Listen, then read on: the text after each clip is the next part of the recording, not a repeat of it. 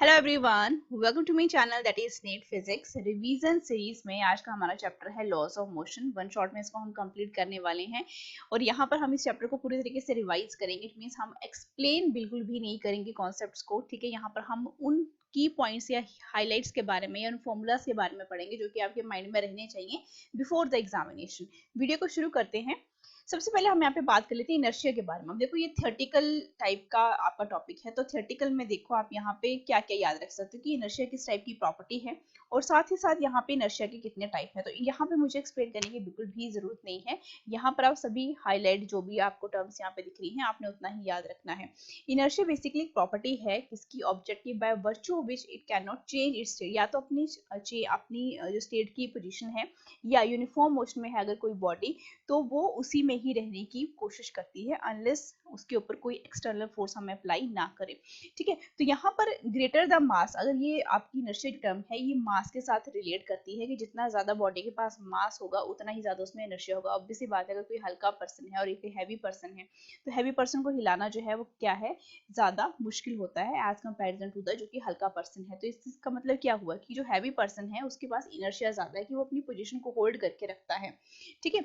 उसके बाद क्या है कि इनर्शिया के टाइप है इनर्शिया ऑफ रेस्ट, मतलब बॉडी जो है अपनी रेस्ट पोजीशन को नहीं छोड़ती आसानी से। इनर्शिया ऑफ मोशन की मोशन को भी नहीं छोड़ेगी।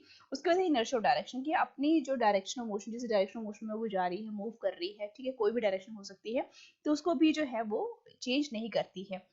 तो ये था आपका इनर्शिया। उसके बाद हम बात करते हैं बेसिक से। एक फोर्स आपको देखने को मिलती है। फोर्स जो है वो क्या है, एक पुश और पुल है, जिसकी वजह से या तो हम किसी भी बॉडी की स्टेट ऑफ रेस्ट या उसकी स्टेट ऑफ मोशन को क्या कर सकते हैं, मूव कर सकते हैं। हम उसका बॉडी का शेप एंड साइज भी क्या कर सकते हैं, चेंज कर सकते हैं with the application of force. अब यहाँ पर आपको डायमेंशन फॉर्मूला भी दिया गया है। फोर्सेज जो है वो दो टाइप से हम इनको कैटेगराइज करते हैं। फर्स्ट है कॉन्टैक्ट फोर्सेज, मतलब दो सरफेसेस के बीच में, मतलब कोई भी आपकी दो सरफेसेस हैं उनके बीच में हमें कोई ना कोई कांटेक्ट देखने को मिलता है। तो कांटेक्ट फ्रिक्शनल फोर्स जो है, ऑब्वियसली बात है कि आपके पास क्या है, कोई एक ऑब्जेक्ट है और आपने इसको यहाँ पे रखा, तो इन दोनों के बीच में यहाँ पे क्या देखने को मिलेगा, आपको कोई ना कोई कांटेक्ट देखने को मिल रहा है, जिसकी वजह से फ्रिक्शन फोर्स जो है वहां पे अराइज होती है। टेंशनल फोर्स भी क्या है, एक तरीके की कांटेक्ट है, क्योंकि कांटेक्ट वहां पे एक्चुअल में बन रहा होता है। स्प्रिंग फोर्स, नॉर्मल फोर्स, ये सारे के सारे एग्जांपल है कॉन्टैक्ट फोर्सेस के। तो इस तरीके के एग्जांपल जो है, एक तरीके आपको मैच द कॉलम या उसमें भी आपको पूछे जा सकते हैं। एक तरफ आपको फोर्सेस दी होंगी और यहाँ पे दूसरी तरफ आपको फोर्सेस के टाइप दिए होंगे, तो आपको मैच द कॉलम करके इस तरीके से भी क्वेश्चन यहाँ से पूछा जा सकता है अगर सिंपल लेवल की अगर बात करें तो। उसके बाद है डिस्टेंस फोर्सेस। डिस्टेंस फोर्सेस का मतलब क्या है, जो फील्ड फोर्सेस हैं, जिनके बीच में कोई ना कोई फील्ड लगती है, जिससे कैसे हम इलेक्ट्रोस्टैटिक फोर्स की बात करते हैं, ग्रेविटेशनल फोर्स की बात करते हैं, मैग्नेटिक फोर्स, जो कि एक पर्टिकुलर फील्ड, मतलब एक्चुअल में वो जो आपको फोर्स दिखाई पड़ती है जैसे आपकी इलेक्ट्रोस्टैटिक फोर्स है, चार्जेस के बीच में है, लेकिन आपको फील कहाँ होती है, बीच में कोई आपको स्पेस देखने को मिलता है, जिसकी वजह से मतलब कोई फील्ड वहां पे जनरेट होती है, जिसकी वजह से आपको क्या पता लगता है कि हाँ इस ये जो स्पेस है या ये जो फील्ड है, इसमें आपको क्या एक्सपीरियंस देखने को मिलता है कि वहां पे कोई ना कोई फोर्स जो है वो आपकी एग्जिस्ट करती है। तो ये सारी की सारी क्या है, डिस्टेंस फोर्सेस हैं। इनको डिस्टेंस फोर्सेस भी कहते हैं, फील्ड फोर्सेस भी कहते हैं। तो आपने ये नेम के साथ जो है कंफ्यूज बिल्कुल भी नहीं होना है, ठीक है। कुछ डिस्टेंस तक हम क्या कर सकते हैं, उनको फील कर सकते हैं। उसके बाद है इम्पल्सिव फोर्सेस। इम्पल्सिव फोर्सेस क्या है, अब यहाँ पे ये फोर्स लिखा गया है, ये फोर्स किस नेचर की होती है बेटा, लार्ज। अगर लार्ज टाइप की फोर्स जो है कम शॉर्ट इंटरवल के लिए हम लगाते हैं, कि अगर किसी ने क्या किया, किसी को किक किया, ठीक है, किक करने का टाइम जो है वो क्या है, बहुत शॉर्ट इंटरवल टाइम है, लेकिन किक करने से जो फोर्स प्रोड्यूस होती है वो काफी ज्यादा लार्ज होती है।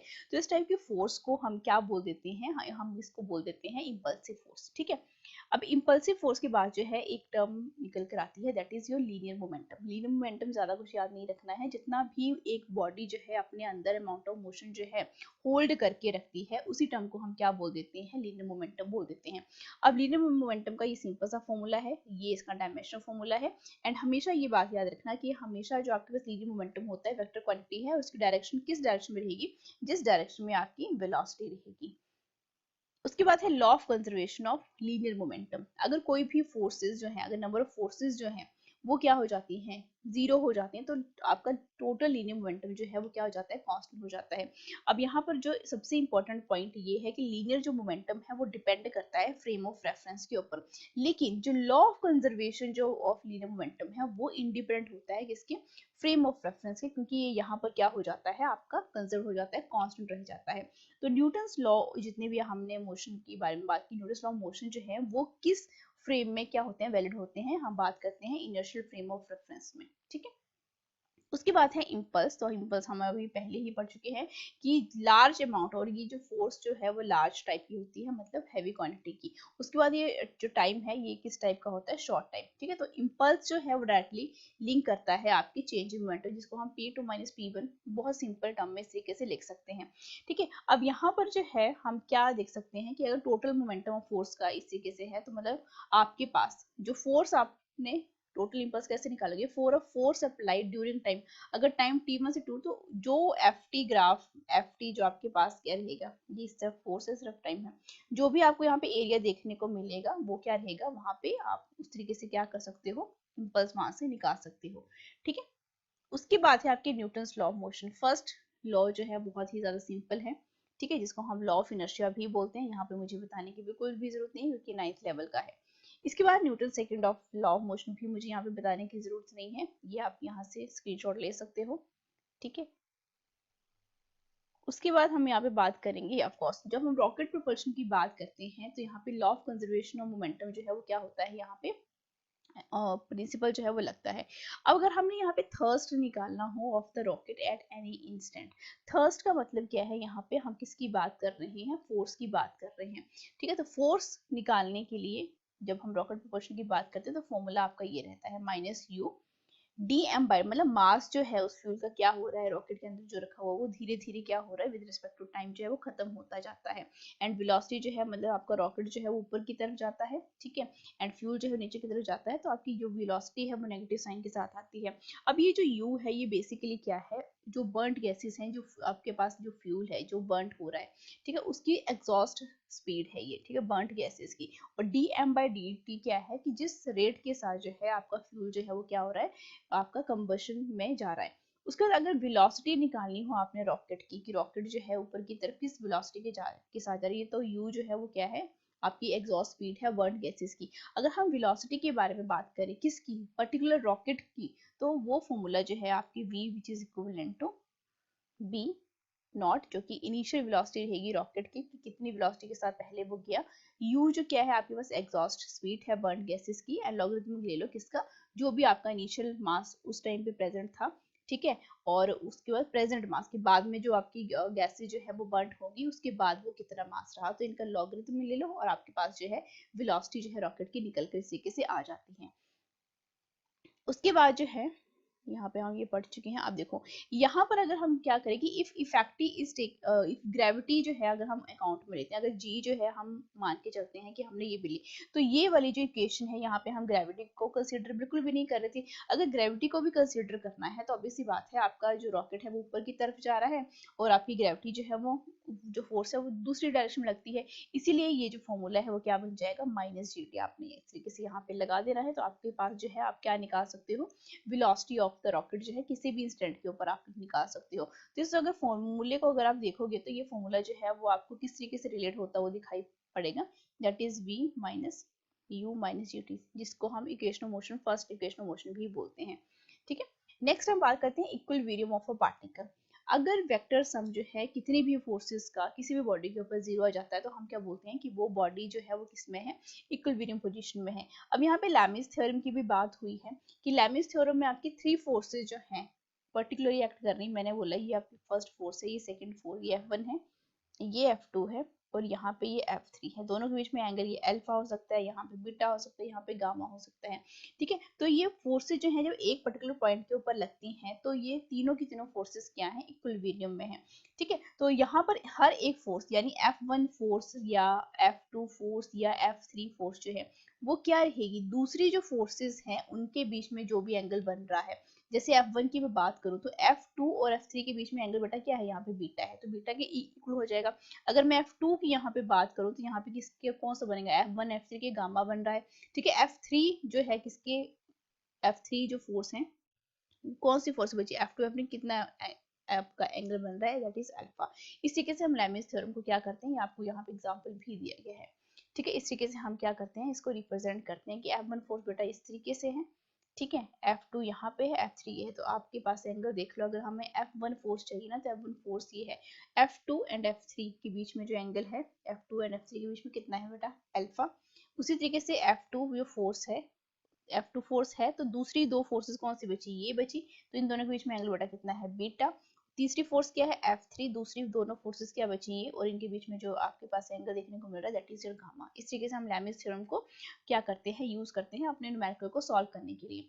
अब हम जब लॉज ऑफ मोशन की बात करते हैं, तो यहाँ पर आपके पास कॉमन फोर्सेस की हम बात करते हैं कि मैकेनिक्स में हम किन किन फोर्सेस के साथ डील करते हैं। सबसे पहली फोर्स जो है किसी भी ऑब्जेक्ट के ऊपर, उसका क्या लगता है, वेट लगता है, ठीक है, वेट भी क्या है, एक टाइप की फोर्स है। उसके बाद नॉर्मल डायरेक्शन, जिसको हम कॉन्टैक्ट फोर्स भी बोलते हैं, ठीक है। उसके टेंशन जो है, थर्ड टाइप की फोर्स जो है टेंशन जो है, जिसको हम क्या बोलते हैं, जो कि टेंशन जो है एक टाइप की फोर्स है जो कि हमेशा बॉडी को क्या करती है, पुल करती है, जिसको हम एक्टिव फोर्स नहीं बोलते हैं, बल्कि क्या बोलते हैं, रिएक्टिव फोर्स बोलते हैं, ठीक है। तो यहाँ पे ये टेंशन और आपके पास वेट और आपके पास नॉर्मल डायरेक्शन, ये तीन फोर्सेस जो है वो आपको देखने को मिलती हैं, ठीक है। उसके बाद जो है, अगर मैं यहाँ पे बात करूँ एपरेंट वेट जो है इन लिफ्ट का, तो यहाँ पे डिफरेंट डिफरेंट केसेस दिए गए हैं कि अगर लिफ्ट जो है या तो स्टेट ऑफ रेस्ट में है या मूव कर रही है किसी कांस्टेंट स्पीड के साथ। मान लिया ये फर्स्ट कंडीशन है और ये दूसरी कंडीशन आपके पास ये है, तो आपके पास देखो यहाँ पे लिफ्ट ऊपर है, तो नॉर्मल रिएक्शन तो बेटा ऊपर की तरफ जाएगा, वेट जो है हमेशा डाउनवर्ड डायरेक्शन में लगता है। तो यहाँ पर आपके पास जो है, आपके पास किस तरीके से निकल कर आएगा, ये आपकी जो लिफ्ट है वो क्या करेगी, तो यहाँ पर हमें जो एपरेंट वेट देखने को मिलेगा, तो वो कितना देखने को मिलेगा, हम यहाँ पे एपरेंट वेट को ही यहाँ पे कंसीडर करके चलेंगे। अब जो ऐसी कंडीशन आ जाती है जहाँ पर आपके पास जो है वेलोसिटी जीरो है या कांस्टेंट है, तो आप सभी जानते हैं ना कि एक्सेलरेशन जो है वो क्या होता है, dv/dt रहता है, ठीक है। अगर ये कांस्टेंट है तो ये बेटा जीरो हो जाएगी, इट मींस किसी भी तरीके से हमें ये क्या देखने को मिलेगा कि ये लिफ्ट जो है वो क्या नहीं कर रही है, मूव नहीं कर रही है, एक्सेलरेशन यहाँ पे क्या देखने को मिल रहा है, जीरो देखने को मिल रहा है। तो जब एक्सेलरेशन ही हमें जीरो देखने को मिल रहा है, तो आप इन दोनों फोर्सेस को क्या ले लो, कंसीडर कर लो, कितना हो जाएगा, r minus M G, which is equivalent to क्या, कितना रहता है, मास इनटू एक्सेलरेशन। अब एक्सेलरेशन आपके पास क्या है, यहाँ से जीरो आया क्योंकि हमने अभी यहाँ पे देखा, तो r किसके इक्वल इक्वल बन जाएगा, which is equivalent to M G, ठीक है। दूसरी तरफ लेके जाओ, ये क्वांटिटी तो बेटा सारी की सारी क्या हो जाएगी, जीरो हो जाएगी। इट मीन्स जो वेट जो है किसका है, इस पर्सन का है, वही हमें क्या देखने को मिलेगा यहाँ पे कि एपरेंट वेट हमें उतना ही यहाँ पे शो होगा। नेक्स्ट सेकंड कंडीशन क्या है कि एपरेंट वेट जो है, इस कंडीशन में क्या रहेगा कि अगर लिफ्ट जो है वो ऊपर की तरफ जो है विद द एक्सेलरेशन a के साथ ऊपर की तरफ जा रही है, तो एपरेंट वेट हमें क्या देखने को मिलेगा, दैट इज r, ऊपर की तरफ जा रही है, तो बेटा ये क्या रहेगा आपके पास r माइनस एम जी, ठीक है। इसी के से लिखोगे तो आपको देखने को मिल रहा है कि आपके पास जो रिएक्शन है, ठीक है, नॉर्मल रिएक्शन, वो क्या देखने को मिला, थोड़ा सा ज्यादा, कि इट मींस आपको जब लिफ्ट में अगर आप ऊपर की तरफ जा रहे हो तो आपको वेट थोड़ा सा क्या दिखाई पड़ता है, ज्यादा देखने को मिलता है देन योर एक्चुअल वेट। उसके बाद थर्ड केस क्या है कि अगर नीचे की तरफ आपकी लिफ्ट जा रही है तो आपको अपना वेट क्या देखने को मिलेगा, एक्चुअल वेट से थोड़ा सा कम देखने को मिलता है। फोर्थ कंडीशन ये है कि अगर लिफ्ट जो है फ्रीली फॉल कर रही है अंडर द ग्रेविटी, ठीक है। जब जो फ्रीली फॉल होता है तो ऑब्वियस सी बात है, आपका जो एक्सलेशन है, एक्सलेशन जो किसका, लिफ्ट का, अभी किस एक्सलेशन के साथ नीचे गिर रही है, जो एक्चुअल में एक्सलेशन ड्यू टू ग्रेविटी है, दैट इज योर जी। तो ए जो है जी के इक्वल बन गया, तो आपके पास ये कितना है, जीरो। तो इट मींस यहाँ पर आपका एपरेंट बॉडी, आपका जो एपरेंट वेट है बॉडी का, वो क्या हो जाएगा, बिल्कुल जीरो देखने को मिलेगा। अब एक और कंडीशन है कि अगर लिफ्ट जो है वो एक्सलेट कर रही है डाउनवर्ड में, कि जिस मर्जी एक्सलेशन के साथ, ग्रेटर देन द जी, मतलब एक्सलेशन ए जो है वो ग्रेटर देन क्या हो गया, एक्सलेशन ड्यू टू ग्रेविटी ये हो गया, ठीक है। तो इतनी स्पीड से जाएगी कि जो बॉडी है किस में, जो लिफ्ट में यहाँ पे बॉडी थी मैंने पर, तो ये अगर ये एक्सलेशन जो है वो ग्रेटर देन एक्सलेशन, मतलब एक्सलेशन ड्यू टू ग्रेविटी से भी इसकी वैल्यू बहुत ज्यादा होगी, तो ये यहाँ पे जो पर्सन है ये आपकी लिफ्ट की सीलिंग पे क्या हो जाएगा, यहाँ पे स्टिक आउट हो जाएगा, इतनी स्पीड के साथ जाएगा, ठीक है। आपने मूवीज में भी देखा होगा, हॉलीवुड मूवीज में ये जो कॉन्सेप्ट है, जब लिफ्ट बहुत तेजी से नीचे गिरती है ना, तो पर्सन जो है वो यहाँ ऊपर की तरफ जो है आपको स्टिक करता हुआ दिखाई पड़ता है। उसके बाद हम बात करते हैं यहाँ पे कि जो फ्रिक्शन है वो एक्चुअल में होता क्या है, ठीक है। अब यहाँ पे फ्रिक्शन के बारे में बात करते हैं कि फ्रिक्शन जो है बेसिकली क्या है, एक तरीके की फोर्स है जो कि पॉइंट ऑफ कांटेक्ट जो कि दोनों बॉडीज के बीच में जो होता है, ठीक है, जो कि अपोज करती है रिलेटिव मोशन को, तो ये टर्म क्या कहलाती है, फ्रिक्शन। अब ये पैरेलल एक्ट करती है, जो भी आपकी कांटेक्ट फोर्सेस हैं ये याद रख लेना।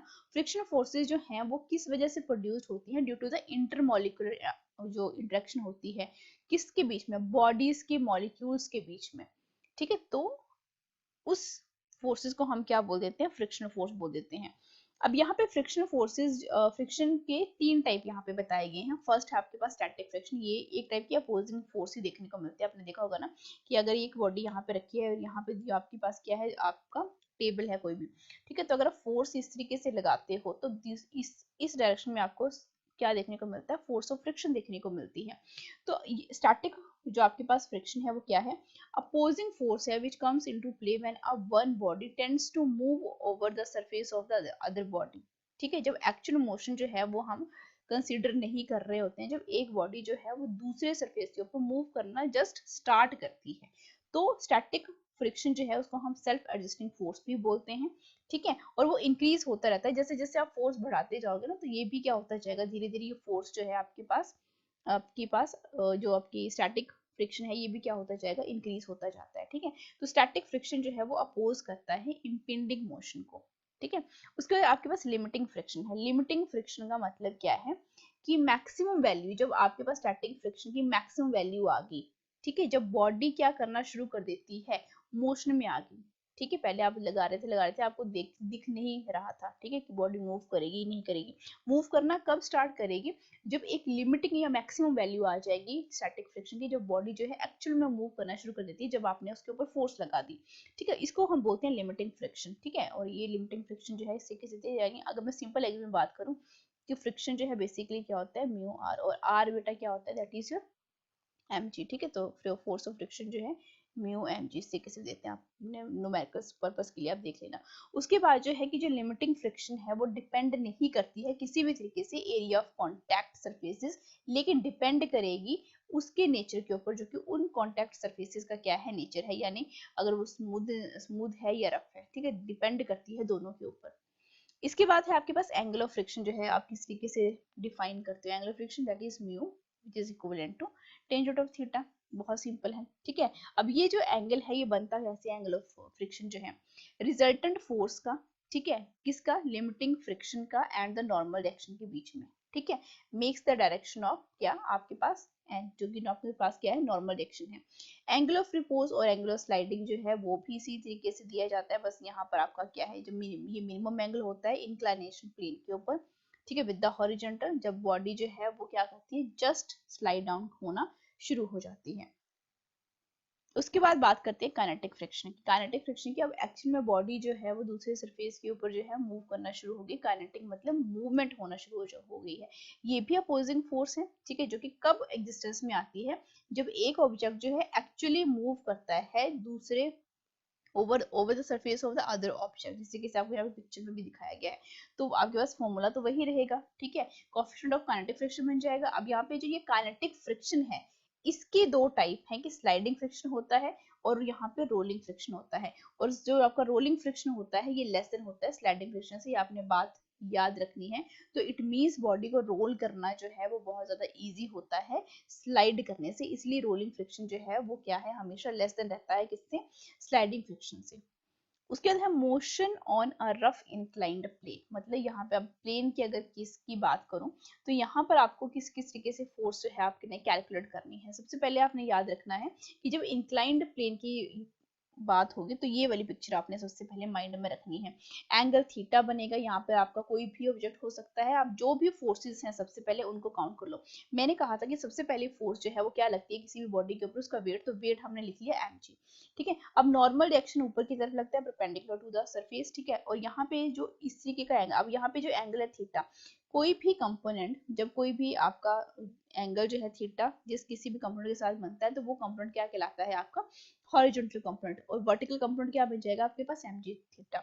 अब ये यहाँ पे बॉडी रखी गई तो इंक्लाइंड प्लेन है, तो ऑब्वियसली बात है कि ये कहाँ जाएगी, एक्सलेट होकर नीचे की तरफ ही जाएगी, जब तक आपने इसको ऊपर की तरफ कोई फोर्स प्रोवाइड नहीं करी है, ठीक है। तो ये पिक्चर सबसे पहले माइंड में रख लेना। अब जो जो भी टर्म्स हैं, अगर आपने नॉर्मल डायरेक्शन निकालना है तो बेटा आप इस तरीके से निकाल लो mg cos ऑफ थीटा, क्योंकि r जो है किसको बैलेंस कर रहा है यहाँ पे। अगर मैं इसको थोड़ा सा रब भी करती हूँ, ठीक है, देखते चलो जरा।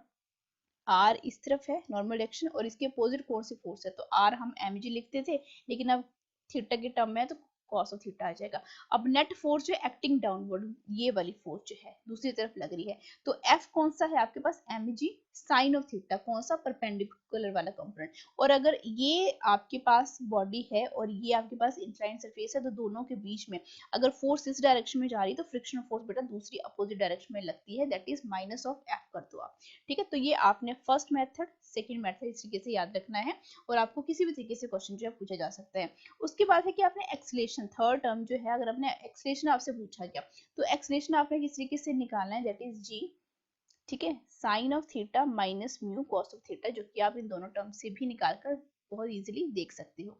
ठीक है, अब यहाँ पर जो इम्पोर्टेंट है बात जो आपने याद रखनी है वो क्या है, कि जब एंगल ऑफ इंक्लाइनेशन है, ठीक है, of the plane from horizontal जो लेस देन है एंगल ऑफ रिपोज की, तो यहाँ पर मिनिमम फोर्स आपको चाहिए होती है to move the body up the inclined plane, और दूसरी मिनिमम फोर्स चाहिए होती है कि आपने पुश करना है बॉडी को, ठीक है, down to the inclined plane. तो देखो, जब आपके पास आप उस बॉडी को कहाँ लेके जाओगे, ऊपर लेके जाओगे, तो फोर्स आपको ज्यादा लगानी पड़ती है, ठीक है, इसलिए यहाँ पे देखो प्लस का साइन आया है।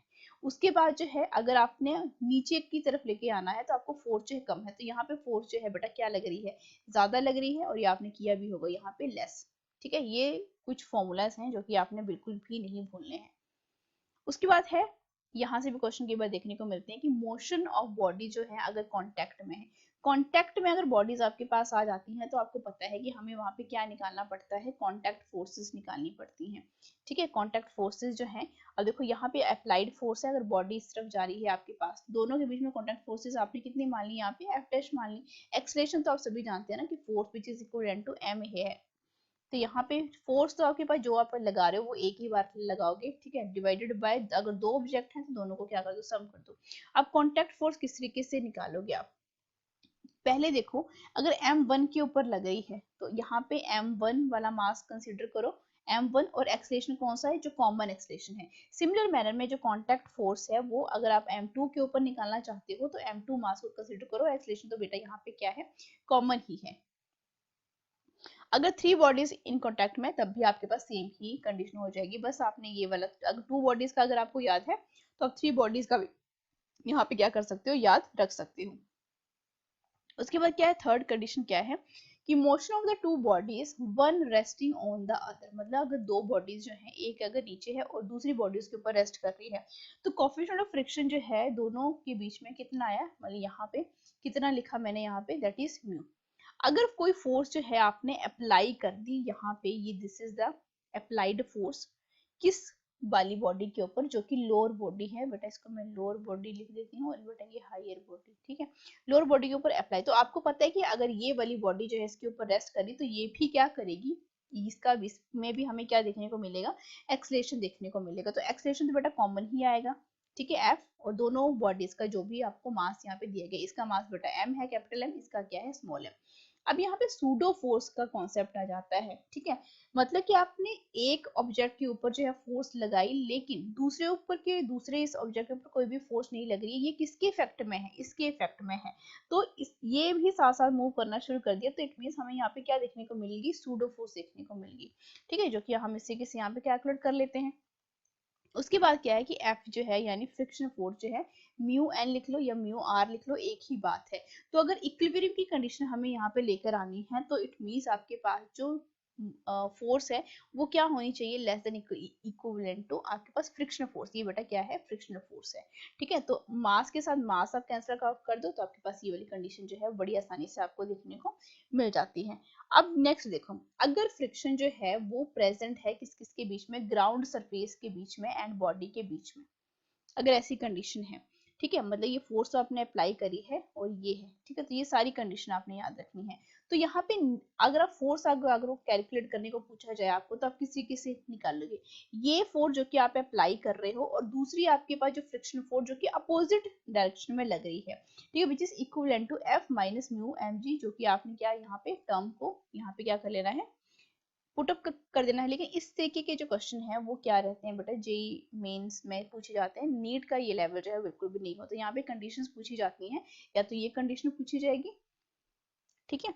उसके बाद है नेक्स्ट एक्सप्रेशन जो है आप इस तरीके से निकालोगे, ठीक है, कि एक्सप्रेशन जो है हम किस तरीके से निकालते हैं।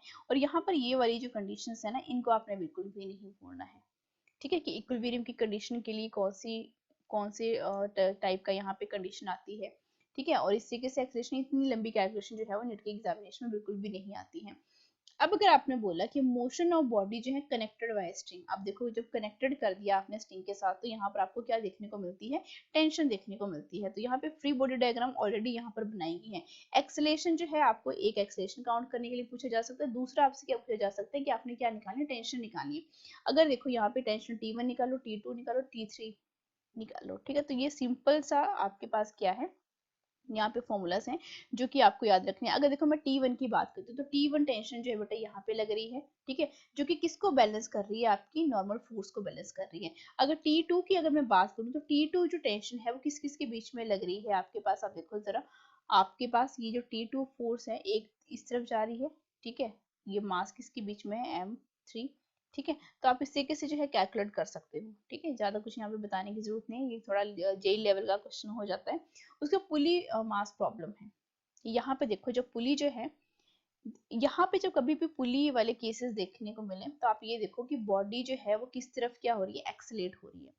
मास M2 ये है और ये बॉडी जो है इस तरफ आ रही है, इट मींस इस तरीके से घूम कर आएगी। जब एक्सेलेरेशन इस डायरेक्शन में हो देखने को मिल रहा है आपको, तो आपको यहाँ पे क्या देखने को मिला कि जब अनइक्वल मासेस हैं तभी तो बॉडी क्या करेगी, एक्सेलेरेट करेगी। अगर इक्वल मासेस है तब तो वहां पे हमें स्टैटिक पोजीशन ही देखने को मिलेगी, कोई भी मास जो है वो मूव हमें करता हुआ नहीं दिखाई पड़ेगा। अगर अनइक्वल मासेस हैं यहाँ पे पुली में अगर आपने लगाए हैं, तो यहाँ पर देखो टेंशन किस तरीके से निकल कर आएगी। सबसे ज्यादा वाली फोर्स कौन सी वाली है, ये वाली फोर्स जो है वो ज्यादा है, तभी तो इस तरफ वो खींच रही है। तो यहाँ पे M1G निचली वाली फोर्स ज्यादा है, और माइनस किसको करेंगे, दैट इज T, यही हमने यहाँ पे लिखा हुआ है। उसके बाद दूसरी जो फोर्स है, अब देखो यहाँ पे जो फोर्स इस तरफ लग रही है, ज्यादा तो इस तरफ है ना, जाना तो इस तरफ है, तो ऊपर वाली फोर्स जो है ज्यादा है, तो T माइनस क्या है, M2G which is equal to M2A। तो हमें ये वाली कंडीशन यहाँ पे देखने को मिलेगी। अब हमने एक्सलेशन निकालना है, दोनों इक्वेशन को सॉल्व करो और यहाँ से हमें क्या देखने को मिल जाएगा, एक्सलेशन देखने को मिल जाएगा। अगर हमने टेंशन निकालनी है, टेंशन निकालने का मतलब क्या है कि हम यहाँ पे क्या निकालेंगे, बेसिकली फोर्स निकालेंगे, ठीक है। तो टेंशन क्या है, जितने भी मासेस हैं, कितने मासेस हैं, दो मासेस हैं, एक M1 मास है और एक M2 मास है। 2m1 m2 डिवाइडेड बाय क्या, M1 प्लस M2, और यहाँ पे आपके पास G, ठीक है, एक्सलेशन ड्यू टू ग्रेविटी। अब देखो दूसरी कंडीशन क्या है, कि जब इस तरीके की कंडीशन आपको देखने को मिलती है, ठीक है, कि आपके पास ये मास M1 है। अब देखो नीचे की तरफ एक्सेलरेशन आपको देखने को मिल रहा है ना यहाँ पे, तो यहाँ पर आपको अगर फ्री बॉडी डायग्राम भी बनानी हो, तो बेटा किस तरीके से बनेगी, निचली वाली फोर्स बेटा ज्यादा है, it means M1G minus T which is equal to M1A देखने को मिलेगा।